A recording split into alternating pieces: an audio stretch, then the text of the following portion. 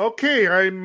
This is Eric Kirk and Chuck Rogers. This is Redwood Wonk, our second try. I've got a little bit of a better setup now than last time, so hopefully we won't have those 4 minute, cutouts for me. I'm using my son's computer. He helped me get here. Each way I was having a hard time, and he kept saying under his breath, "Boomer." He also said Skype is for boomers. So, Ah, anyways, he did get me here, and I am here. And we're here to talk, and it's hard to know even where to start. We were talking about Wisconsin. We're talking about the endorsements from Obama and Bernie, and actually today Elizabeth Warren. It seems like they're lining it out. We could talk about Trump putting his name on the checks, and it possibly being a delay, a little bit of a debate as to whether or not that's going to be a delay, as a little bit of a debate as to whether or not that's appropriate. Trump, of course, wants to reopen the country as soon as possible because if you're cynical, it's because he wants to get reelected and knows that the economy has to be in good swing for him to be able to do that. And then we've got the story of Wisconsin. Amazing results, given that there seemed to be a very deliberate suppression attempt. And I know we spoke beforehand, Chuck, and you're concerned that that's going to happen in other places as well. Certainly, vehement opposition to any money going towards having to develop mail-in ballots in states as part of the ongoing. Uh, Bills that are being put forth in Congress. So, where would you like to start? wow, that was quite a list. I And assume that's a Matt's going to give partial us. list. Yeah, we'll have to ask Matt for about 3 hours for that, just for that list. Actually, I would like to start with Wisconsin because, Okay. as you and I have talked about over the last several months, actually, my biggest concern this year is election mechanics and how the Trump party is going to try to do everything they can to put a clamp on easy voting so that as few people as possible can vote. And what we saw in Wisconsin from both the state Supreme Court of Wisconsin and the United States Supreme Court, I think, and I don't think this is an overstatement, were signals that they are completely on board with restricting voting as much as possible to help ensure the reelection of Donald Trump. Now let's And set up the context for that in Wisconsin. What happened was other states have been putting off their primaries to, because right, of the C-19 scare and because, well, not scare, the reality that of social distancing and shelter in place. And the governor attempted to put off the election in in Wisconsin. The legislature wouldn't support it, and the state Supreme Court determined that the governor could not do it unilaterally, and which is probably a correct decision, but the point of the fact is the Republican majorities in both houses of the legislature there wouldn't allow for it to happen, and then the Supreme Court issued a ruling on the same day that about certain aspects of mail-in voting right. and and again against enfranchisement. Now the results were quite surprising because turnout was a bit lower in Milwaukee. They went from 180 to 5 precincts that you could vote at. Huge lines, everybody 6 feet apart, waiting outside with masks, sometimes waiting for hours. Also, Green Bay, and those tend to be urban and tend to be less white than other areas of the state and probably more liberal. Madison did fine, and that's also one of the more liberal areas of the state. But somehow, even with that, there was a statewide run for the Supreme Court. In Wisconsin, they actually elect their judges, and you have to be reelected after you serve a term. A woman, her name I'm forgetting her last name at the moment, but she was the Democratic Party, the liberal challenger to Jill Kelly. Karofsky. Yeah, Jill Krotsky to Dan Kelly, the incumbent. And unlike recent elections in Wisconsin, which have been going pretty well for the Republicans, other than the governor losing a couple of years ago. it looks like the latest count is she's ahead by 11 points. It was a blowout win, even with a suppressed Milwaukee and Green Bay vote. Now, I'm wondering if there are actually Republicans out there who were in the state who just said no. I'm a Republican, but they didn't appreciate the stunt that their party pulled. Not the majority. Nationally, polling shows that about 70% of people think it's a good idea to postpone some of these elections, given that we're in a pandemic. And what I'm wondering is this, and yes, the Democrat did win there for that state Supreme Court seat in Wisconsin, which is good. In a blowout, yeah. The last I checked, it was 56-45, I believe, or 54-43, something like that. Anyway, what I'm wondering about, and what concerns me the most, given that we're in the midst of a pandemic when most of the country is under shelter-in-place orders, including the state of Wisconsin, by the way, there's a concept in the law that's just stated simply in the interest of justice. And what it gets to is fairness and equity and humanity and common sense. And it allows for judicial discretion, whether a single judge or a panel of judges, to dispense with what might be proscribed in the law, to go with a common sense solution for a certain set of situations or a certain defendant, so that common sense rules the day. And what better opportunity is there to invoke in the interest of justice than a pandemic, when people are told for their own health to stay indoors and not go out into large crowds? Yeah. And it seems to me that either the state Supreme Court or the U.S. Supreme Court certainly could have handed down a ruling something like, while the court recognizes that the administration of elections does fall to the various states, in the interest of justice, given that we are in a public health crisis, we think that the state of Wisconsin should have and now will postpone this election or extend deadlines for mail-in and absentee voting, so that the constituents of Wisconsin do not have to put their health at risk in order to exercise their right to vote. Why didn't we get a ruling like that? Yeah, I don't know. It was a very technical. They were very technical rulings, might have had to do with the particular issues, and I did not review the one in the Supreme Court. I do know that in Wisconsin, the ruling was based on it requires legislative action as well as executive to be able to do that. And so the issue really is the legislature itself. I'm not sure I can fault the Wisconsin Supreme Court for that ruling, other than I fault both the state Supreme Court and the U.S. Supreme Court, because common sense did not rule the day, and these are extraordinary circumstances, and yes, that's precisely the point of judicial discretion. It would be a temporary remedy under the circumstances in the interest of justice, and to protect people's health and well-being. Yes. So common sense was thrown out, and I'm concerned about what that means going forward for election mechanics in November.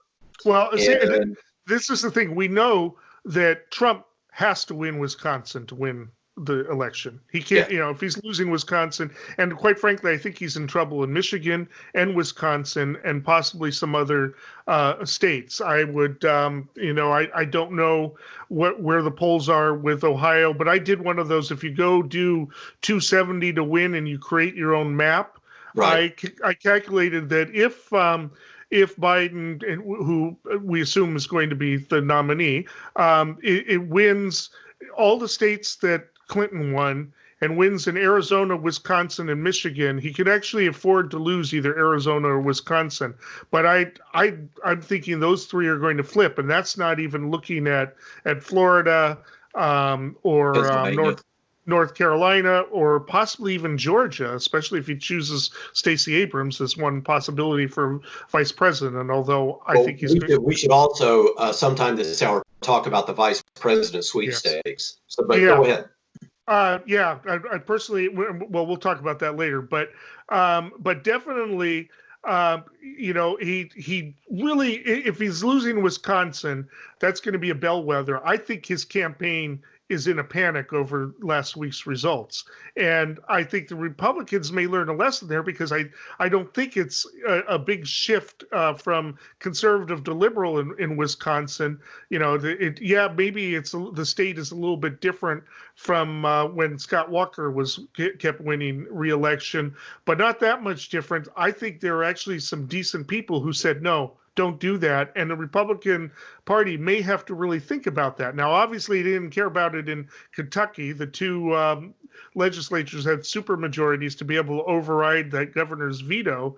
And that governor, by the way, has done a good job in containing probably the only southern state that has really done a great job containing the virus, especially when you compare it to Tennessee. But they're lucky they have that Democrat in there, but they overrode him.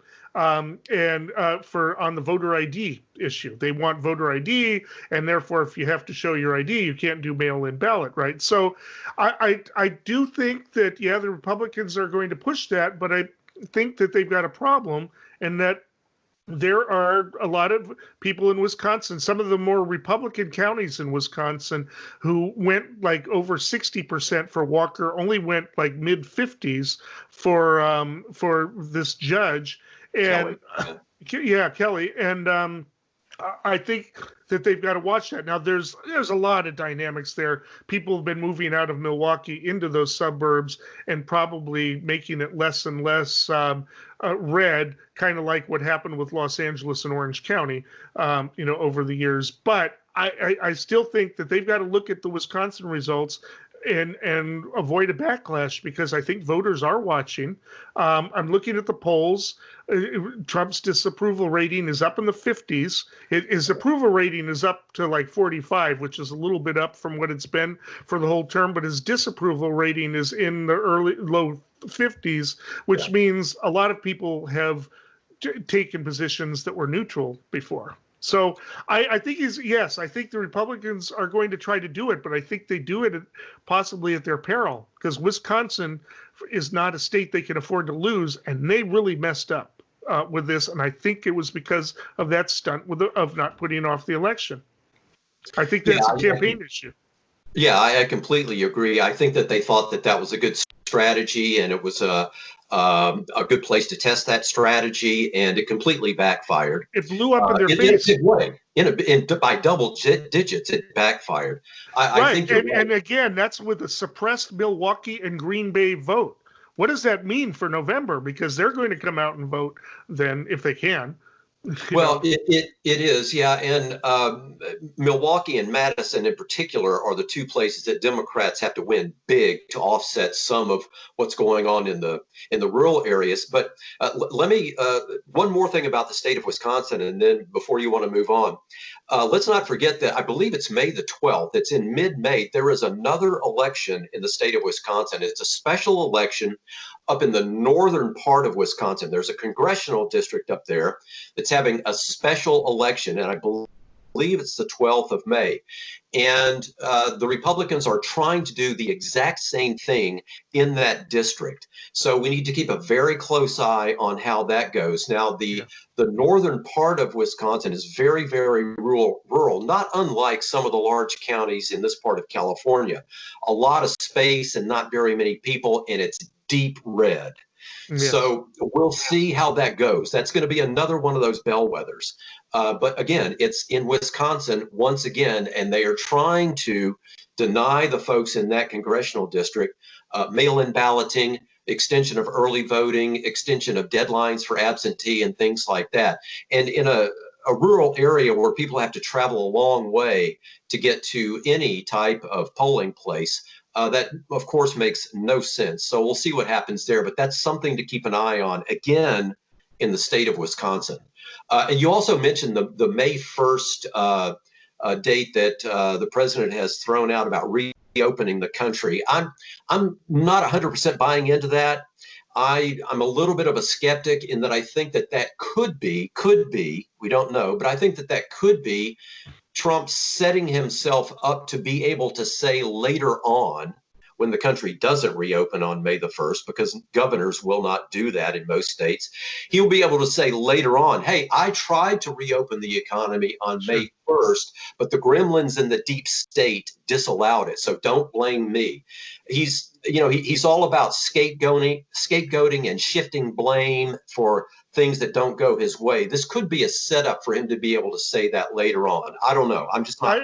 I don't know either. He definitely didn't seem to understand the Constitution yesterday when he said he's the one who makes that decision. Each state makes its own decision about whether to do it. And in fact, in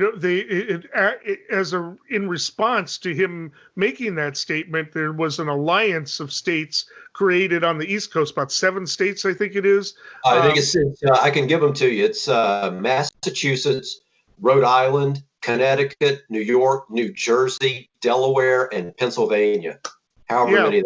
And they're doing similar to what's going on out here with California, Oregon, and Washington. Similar thing. Go ahead. Ecotopia out here. Ernest Kallenbach. It's too bad he didn't get to see his thing come to fruition. If you don't know, Ecotopia was Northern California, Oregon, and Washington separating from the rest of the country and creating. That's a great reference. It's great. Unfortunately, he died in 2012. He would have loved to have seen this.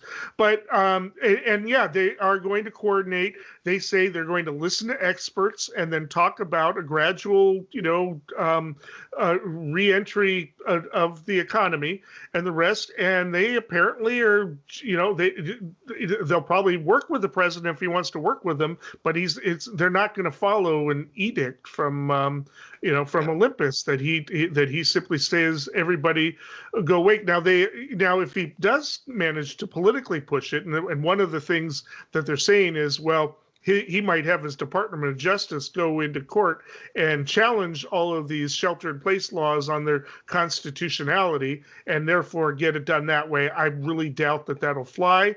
But the other is to put the political pressure on so that he doesn't take the blame later. And of course, if things do open up, his team, it was reported today, is actually already preparing for how they can shelter him if there's a re-emergence of the spread of the virus because of it. They're looking for ways to do that. I don't know what they could do about that. The virus, and we should kind of update that because it looked like things were leveling off.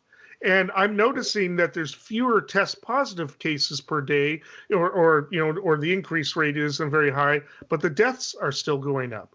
What that tells me is we're probably not testing as much as we were 2 weeks ago. And Nate Silver at 538 pretty much says, these test positive stats, they might be good for showing motion, but only if you've got consistency in the testing. Every state's got its own criteria, and some places are running out of test kits, including Humboldt County doesn't have very many, and that's why we haven't been testing very much. I thought it was good news that for the past week we've been without a positive test, but they aren't testing as many people. They don't even announce in their statements how many people they've tested in a given day. They give you the aggregate amount.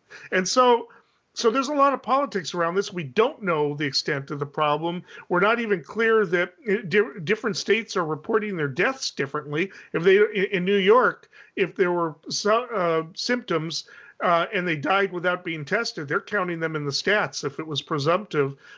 Places like Florida, no, they aren't. There's a lot of people saying, hey, that person died of the virus, and say, well, they were never tested, so it's not being reported. So we don't know how many people are dying. And of course, there's a lot of discussion about whether or not the virus was here earlier. We don't know how many people have done this. And to say it was only 1,500 the other day, that's 1,500 people, 1,500 families. And as of today, I think it's the highest yet, almost to 2,400.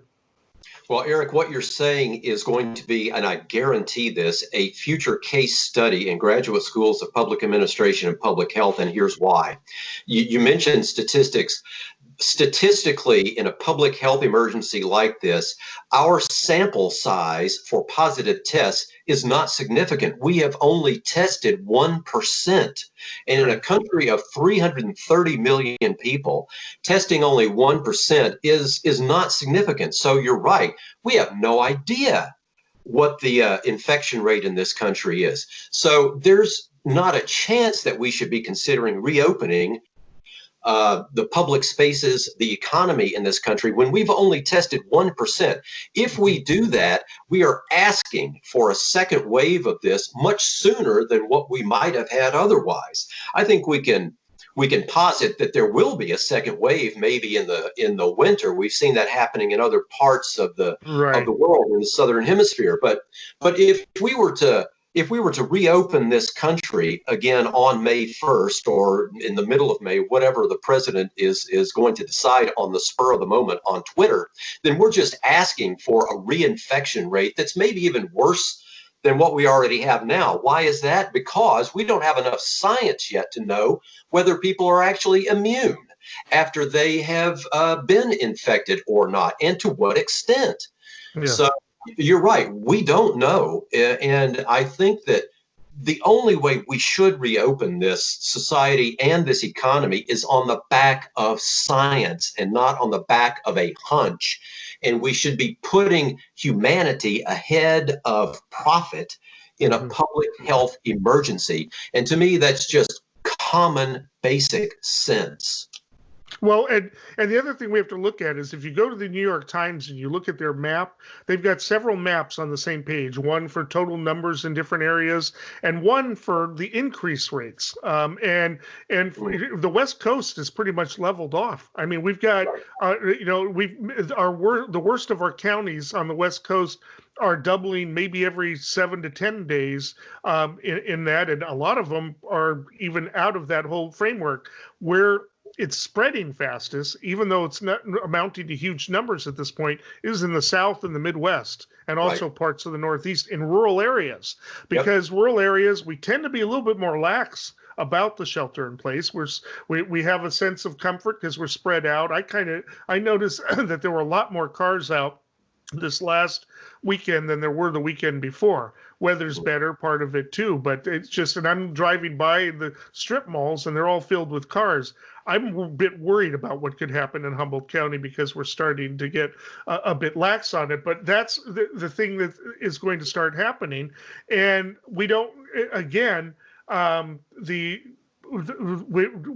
could have a second wave of it, and for it to happen in the summer should not happen. Usually, that's where everything slows down. We've heard that this virus doesn't really like warmer weather, but if we aren't doing it right, if we aren't identifying the clusters, so that we could reopen things on a regional basis, then we've got a problem. And the medical community has been pushing for it. Luckily, we are very lucky in this nation. We owe Dr. Fauci so much because he's managed to stroke Trump's ego, managed to scare him just enough, and you saw that Trump actually retweeted somebody with a Fire Fauci hashtag, but he insists that was just an accident, that he should have removed the hashtag, and that he still has full faith in Dr. Fauci. I think he also realizes that if he fires Dr. Fauci at this point, he has no chance in November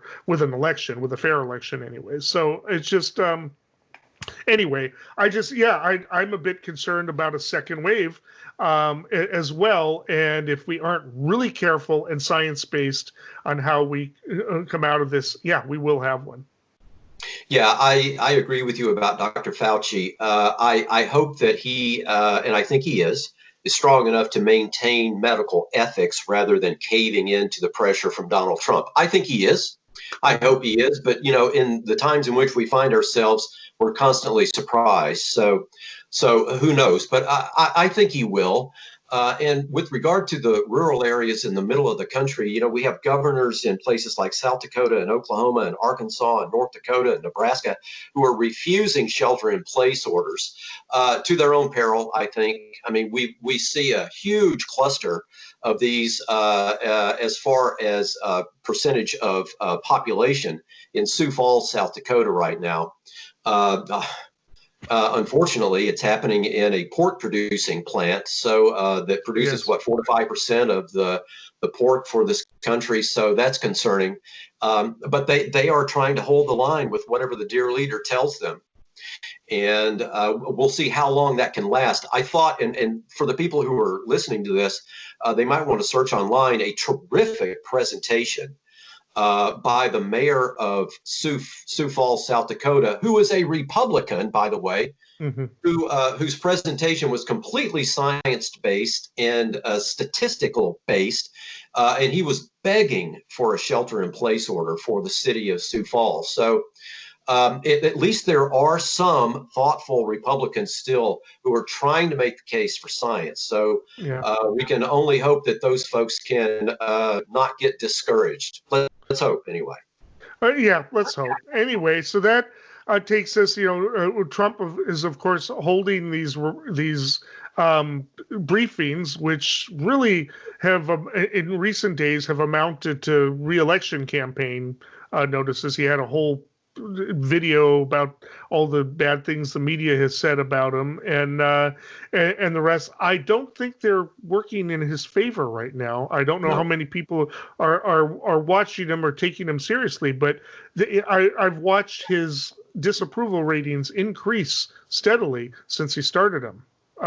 It may be for other reasons, but they're definitely not helping him. And some of his fellow Republicans have suggested he go to once a week, or maybe just let the doctors talk. And no way, he wouldn't even let Dr. Fauci speak one time, answer a question. It just, he does not want to lose control of that. But then his ego won't allow that. I mean, and that gets us to another point that you and I have talked about again before, that this upcoming election is not a policy election. This is an election about the personality Donald Trump, who is completely unfit for office, especially in an emergency like this.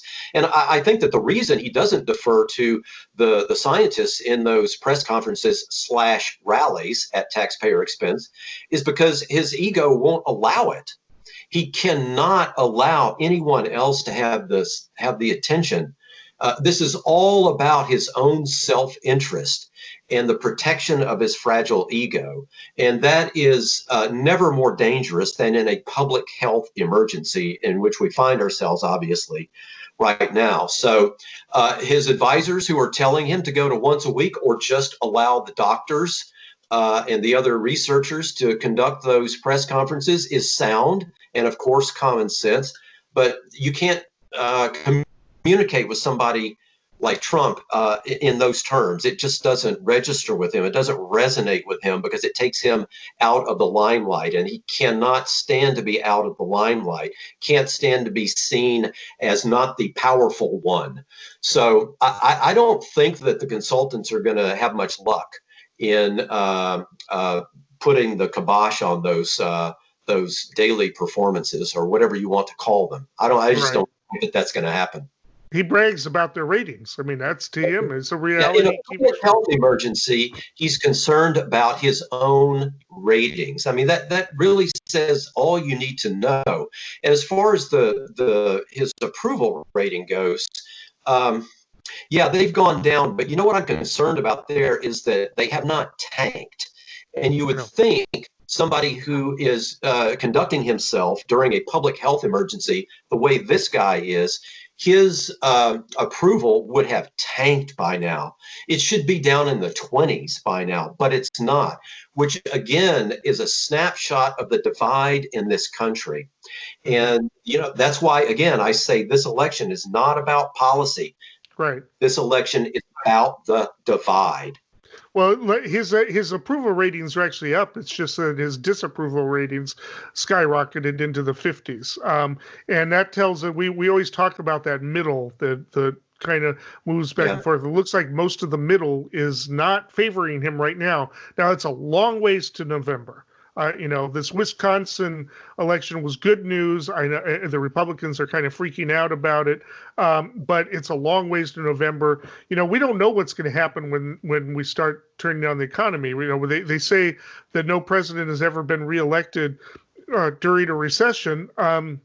We don't know what's going to happen. Some economists are saying, hey, this is different because we've got all this stuff ready to go. It'll come storming back automatically. I'm skeptical about that. I don't think it quite works that way. And a lot of businesses aren't going to reopen. Possibly half the restaurants in the country, for instance, may not reopen because of this. And a lot of other services too. So it may take a while to get back in, or maybe it'll all kind of happen at once and snowball in Trump's favor, where he gets the stock market back up again. And a lot of it's going to have to do with the economy. And there's just no way to.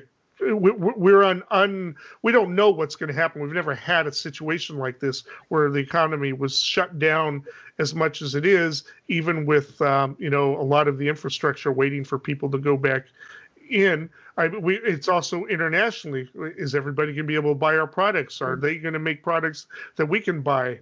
China's starting to get back into industrial, non-essential industrial practices, but they're being hit with the second wave right now, and we're not even sure about their numbers from before. I heard on the radio that Spain is starting to ease people back into businesses. I don't know about Italy. I haven't heard anything about them, but so. It's going to happen, but then there's a lot of natural problems with the economy too. We had a big stock market, but there's a lot of issues in the economy. We're going to have deficits that we've never had. I mean, it's going to triple our deficits possibly. How are we going to get that paid off? Is it going to have an effect on credit? Is it going to have an effect on a lot of different things? We just don't know. We're on uncharted territory. I hate to use that cliche, but we are. Well, we are. I mean, it's just the truth. And here's something along those lines. It's a little bit under the radar right now to keep an eye on. You mentioned Spain. Two things there. One, I was reading a translation of an interview, and who knows, sometimes with translations that came from Madrid, the country of Spain, some of the higher level officials there, and also, of all people, the Pope, are now talking about universal guaranteed minimum incomes. Yes. Which, of course, Andrew Yang, folks will remember that from his presidential campaign here. So that's at least on the radar internationally right now. Of course, we don't know what's going to happen with that. The other thing internationally, though, as we start to reopen, whenever that's going to be, and again, as you say, we don't know what that's going to be like. You can't just flip a switch. Keep an eye on multinational corporations, companies that have offices in places like New York and Los Angeles and Chicago and so on, but also in London, Paris, and other places. What happens with those countries? What happens with those companies after we get beyond this? And they have international meetings where maybe different countries have reopened in different ways. And what happens if somebody goes to a meeting somewhere in, say, Paris, and comes back and now they're positive again? Yeah. What do we do in the process of reopening a global economy, which is exactly what we're in, when each country, and in some cases localities within those countries, will make different decisions about this? What happens at that point? And what I'm driving at is that we really may not get far beyond this until there is a vaccine that is proven and that is science-based. And so we may be struggling until we get to that point, which who knows? It could be later this year. It could be 2021. We just don't know yet. Yeah, of course, a lot of the political stuff has been about the drug that, for whatever reason, Trump is pushing heavily. Yeah. I can't even pronounce it, but it's although there's a number. Yeah. Yeah. Go ahead. Yeah. Well, but there are other drugs being tested too for treatment purposes. There's a Japanese drug being experimented with in Massachusetts. I understand that locally there's some type of trials Yeah. going on, although we've only had 3 hospitalizations. I don't know Yeah. how helpful that will be, but yeah, a vaccine, and it could come by the end of the year, and it could come 2 years from now. We don't know. Right. So Right. it's The just other thing we don't know, just one last thing. The other thing we don't know about that yet, we don't know about the adaptation ability of COVID-19 yet. We don't know how well it will morph into something else. I've read some reports that it seems to be well suited to adapting to whatever is thrown at it. We don't know yet, so we may get a vaccine and then it becomes immune to the vaccine itself. So again, we don't have enough science on this yet. That's always a problem. And, of course, the scary thing about mutations is it might also become stronger against people who are not in the current demographics of risk of that. We all, I sit here feeling kind of safe because I'm in my mid 50s, right? I'm probably not going to die from it if I get it, and possibly even already had it. But if it, evolves to such a point where it wants to really take advantage of those systems, it might not be the same in a year too. So there's a lot of dangers there of it. It is kind of a slow evolving virus. I forget why. There's some science to it. It doesn't evolve as quickly as some other viruses, but it does evolve. It is well, there's a debate as to whether or not viruses are living organisms, but they are a functioning whatever protein chain. Listen, we're starting to get in there. Into towards the end here. We want to make sure we discuss that VP sweepstakes and what Biden is doing. And I actually think Biden has done a pretty good job. He can only do so much at this moment, and he did grab a little bit of attention with the joint video with Bernie. They joked about playing chess online and and the rest. And then yesterday, Obama. I haven't had a chance to watch that video. I hear it's really effective. And then today, Elizabeth Warren formally endorsed him as well.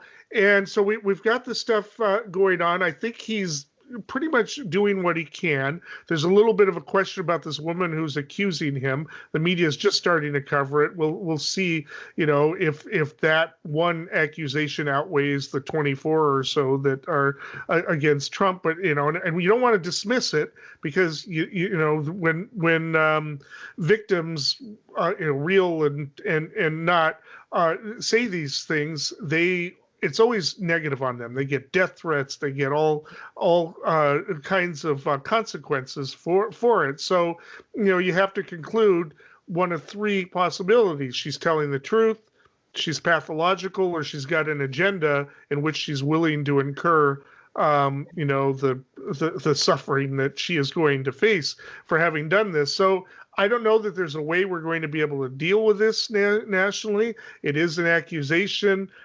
Me Too has always said, not necessarily that you believe an accuser, but that you should take it serious and not be dismissive because of its inconvenience to your politics. So that's something that's going to either develop or fade away. I don't know. I don't know if you've got any thoughts on that. Well, I think you're right. Inconvenience should not be an issue in something like that. She should tell her story, and it should be vetted. And what we should want is to get to the truth.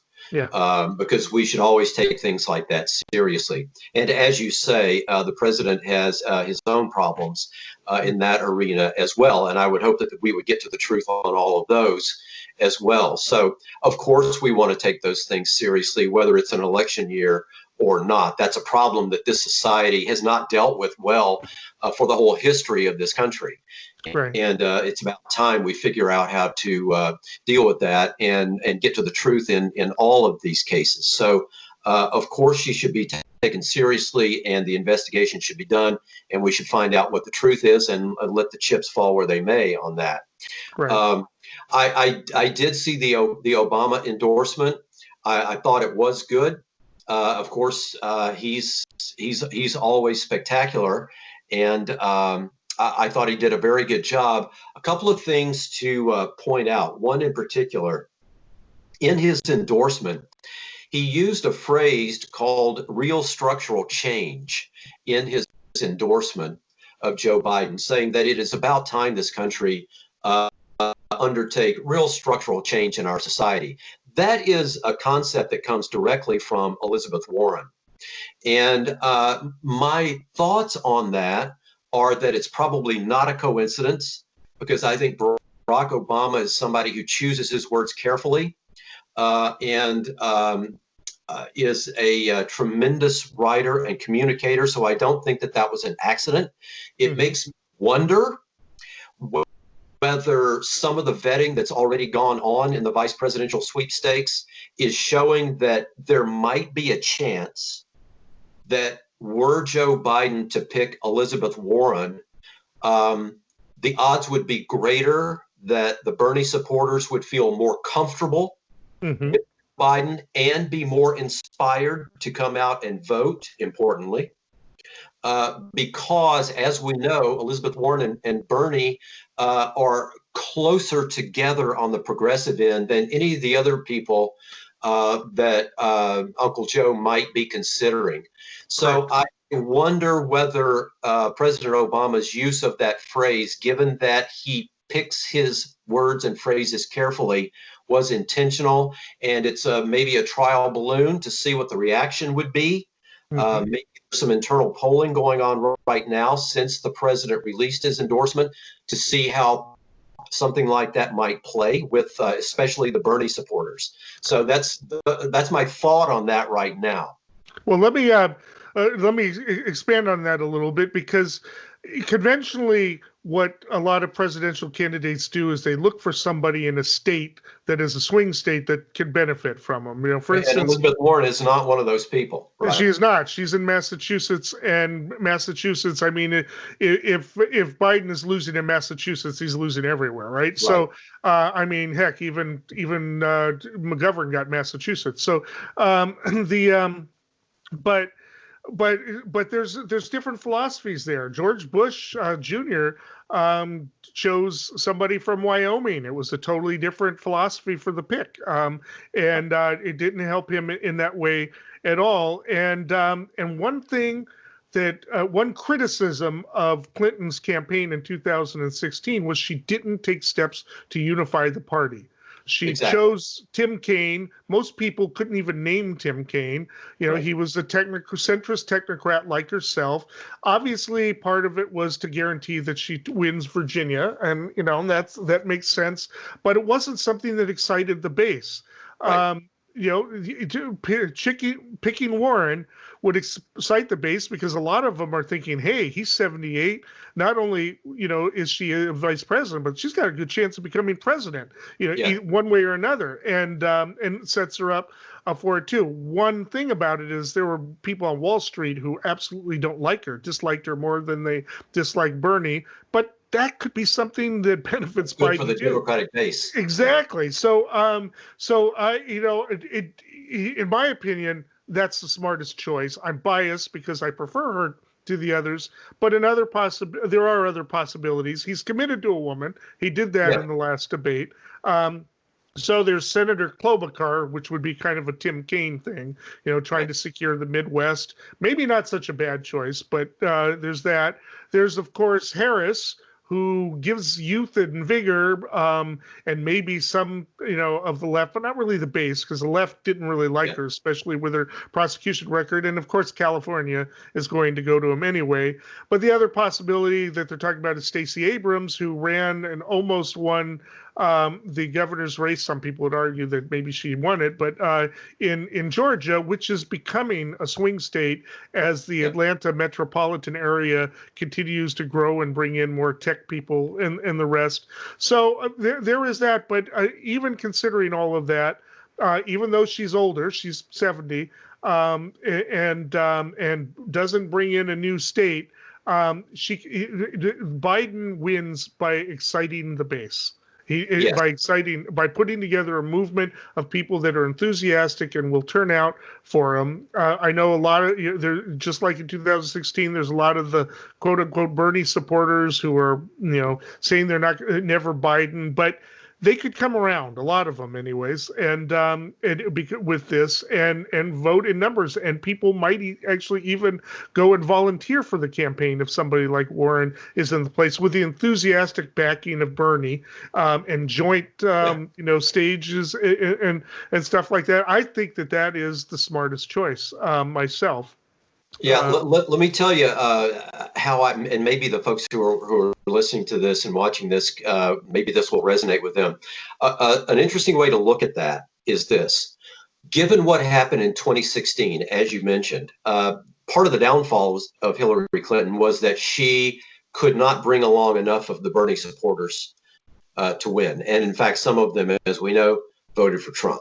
So I think in this election cycle, my guess is that what Joe Biden is being told is to view the Bernie constituency as a swing state. Right. And there are a lot of them. And if it were a swing state, it would be a significantly large swing state. Yeah. They can be brought along by somebody like Elizabeth Warren. And given that was one of the problems that Secretary Clinton had in 2016, it makes a lot of sense to view the Bernie voters as a swing state. So, if I were a betting person right now, and I love the vice president sweepstakes, one of my favorite parts of election time, mm-hmm. my money right now would be on Elizabeth Warren. And here's another reason. If he picks Elizabeth Warren, I can only hope that there would be a vice presidential debate. Elizabeth Warren would win in a rout over Vice President Pence. Oh, yeah. In fact, my guess might be that if he picks Warren, there might not be a vice presidential debate, and that could be a political ad right there. Yes. So I think the negatives of Elizabeth Warren, and you mentioned the biggest one, is that Wall Street will not only be opposed to that pick, they will spend a lot of money. They'll send a lot of money to political action committees to try to defeat the ticket because she's on it. I think the Democrats would have an easy response ad to that, though, because it's not like Wall Street is well thought of out in the hinterlands. Right. So, I mean, it's seen as rich and elitist. So, I do want to remark on something, though, because I've seen figures of anywhere from 11 to 13, maybe even 15% of Bernie voters voted for Trump. That's actually not that unusual. In 2008, 15% of Clinton voters voted for McCain. And a lot of people who voted for other Republicans voted for Clinton in 2016. I don't know exactly what the figure was, but as a question is who those are. I think the biggest problem was people sitting out the election in Michigan. That's exactly it. The Elizabeth Warren factor is about excitement of that Bernie base and the fact that they could find motivation to vote. Yeah. So I agree with you. There's no way to get 100% of any constituency out there, but part of the problem in 2016 was, as you say, some voted for Trump and some will vote for him again. There's no question about it because of the populism factor there. But part of the other part of the problem in 2016 had to do with excitement about the ticket, and I think Elizabeth Warren can help solve some of that problem. So it is. I think that's where we are now, but things change quickly, so who knows where we'll be in a month or two. Right. I mean, in Michigan alone, there were like 70 to 80,000 ballots that had no vote for president whatsoever. That was a record in 2016. Exactly. And I want to sort of comment too, Bernie, a lot of his support was, he had a lot of exciting support this time around. He took the Latino vote. And I'm one of those Bernie supporters. I donated money for his campaign and everything. But I think one of the things that the primaries have shown with his loss actually in Wisconsin, but also in Michigan, was he in 2016 took a lot of the white working class vote, and Biden took it this time around, which suggests that there may have been an anti-Clinton element for years, that is not present with Biden. He's got some advantages to it, whether it was because she was a woman or because of her neoliberal policy support for trade agreements, whatever. That was the case. So, but again, a lot of progressives would be salivating over the idea of a Elizabeth Warren presidency, and which is a good possibility, either because health issues arise with Biden. He'll probably only be a one-termer, and or because it sets her up for 2024 to be in a really good position, especially if she really redefines the vice presidential spot. Yeah, of course. I think you're completely right. Let me add one other thing to the Hillary Clinton thing. Yeah, I think there was a lot of anti-Hillary sentiment out there. I think another layer of that was just Clinton fatigue, because if you think about it, the Clintons had been on the national stage since 1992. Right. And for people who really follow politics, even before that, if you go back to Bill's time in the governorship in Little Rock. So it could just be Clinton fatigue. You know, we heard a lot when Jeb Bush announced, people said, oh no, Bush fatigue, because Poppy Bush and then the brother and not another Bush. So some of it could have been just Clinton fatigue. You know, let's just move on. So, but who knows? Yeah. Well, so why don't we talk a little bit, and this is really hard because we got a long way to November and so many things are going to happen. How do we think that the presidential politics and national politics are going to be affected? Do the Democrats have a chance of retaking the Senate? Will they hold on to the House? I think they will.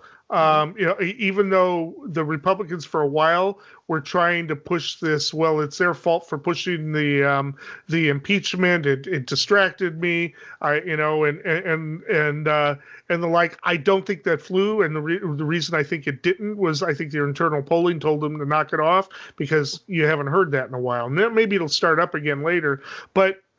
So how is this going to affect it? He is not coming across as an effective leader. Something like a quarter of all of the cases are, including deaths, so you can't blame it on how much testing we're doing, are in the United States. I mean, we are the hot spot for this virus. It shouldn't have happened that way, right? I mean, this is the United States. A lot of it came in from Europe. Apparently, is what they're tracking, is that. More of it came from Europe than China directly, and the rest. So so this whole thing of calling it the Chinese virus, I think he's kind of backed off that. It hasn't done it. So how is this affecting politics in general? And let's start with the Senate. Do you think the Democrats can retake the Senate? I'm not sure about that. I still have hopes for some of the states. Like you, I think that they will hold on to the House of Representatives, maybe in a big way, which is good. We need at least one of the chambers of Congress. I think the United States Senate is a possibility. You mentioned Kentucky earlier, and crazy politics there for sure. I am not counting out the possibility that McConnell might lose, and here's why: because there is some chatter that McConnell might be opposed to any more coronavirus stimulus payments to the general public. I think that politically that would be an enormous mistake on his part, especially in a mostly poor rural state like Kentucky. And Lindsey Graham is obsessing over the poor people collecting a little bit more money than they should in unemployment, and he's facing a tough election. He is. He has a very strong opponent. So I would put the Senate at maybe 50-50 right now. I think holding the House is 60-40 our way as far as odds go, not seats. But I think the Senate is a possibility because impeachment will have been forgotten. This will be a coronavirus response election. A decision based on how President Trump has responded to it. And in a public health emergency, my view is that people begin thinking locally. They pay attention to what their local mayors and their county public health departments are saying. Yes. and it's an immediate problem for them in their day-to-day lives. They pay attention to what their governors are saying. And the heroes in this are governors and mayors and local officials, not Donald Trump. The fact that he has abdicated leadership, I think is because people are looking at solutions locally so they can go back to their local job and pay their local bills and keep the lights on. So, and he's completely as a communicator on that score. So I think that that's going to be a problem. So I think as long as people are allowed to vote in November and it is a secure election, I think we have a good chance. All right, we'll look at that in a couple of weeks. We'll be back. Chuck Rogers and I on Redwood Wonk. We'll talk about that, and we should actually talk about the various governors and how they're becoming national figures, even including our own. But in the meantime, I can't predict anything right now. It's just way too early in this. I have a prediction. Yeah, but. I say we come back. We'll be back here in 2 weeks, and let's talk about it again. All right, one last thing. Got time for one last thing? Go ahead. One prediction. Coronavirus will mean the end of middle seats on airplanes. Yay. We'll see. Who knows? And also it mean the end of cruise industry. It'll be very rare. But all right, with that, Chuck Rogers, my name is Eric Kirk. This has been Redwood Wonk. We'll be back here in a couple of weeks.